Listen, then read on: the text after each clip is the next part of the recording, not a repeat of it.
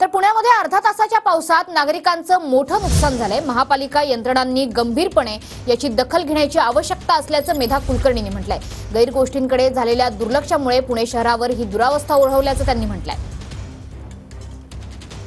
तर पुण्यामध्ये काल केवळ अर्धा तासाच्या पावसात पुण्याची तारांबळ उडालेली आपल्याला बघायला मिळते। पुणेकर साचलेल्या पाण्यातून वाट काढतायत। पालिका आणि इतर यंत्रणांनी याची गंभीरपणे दखल घेण्याची आवश्यकता असल्याचं आता बोललं जात आहे। तर अनेक अनधिकृत गोष्टींकडे झालेल्या दुर्लक्षामुळे प्रशासनाच्या गैरव्यवहारामुळे ही परिस्थिती ओढवल्याचं मेधा कुलकर्णी यांनी म्हटलेलं आहे। तर मेधा कुलकर्णी काय म्हणतात, काल पावसामुळे पुण्यामध्ये खूप हाहाकार झाला, नागरिकांचं खूप नुकसान झालं।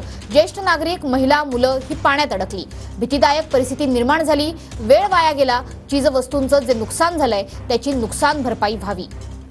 अनेक विविध गैरगोष्टींकडे झालेलं दुर्लक्ष, त्यातून ही दुरावस्था पुणे शहरावर ओढवलेली आहे। अनधिकृत बांधकामांवर कारवाई करायला हवी। पावसाळी पाण्याची गटारं कितीतरी ठिकाणी अस्तित्वात नाहीत, आहेत ती साफ नाहीत। नदीपात्राची खोली वाढवायला पाहिजे। कित्येक ठिकाणी नाले बुजवले आहेत, यासारखं तर महापाप दुसरंही नसेल।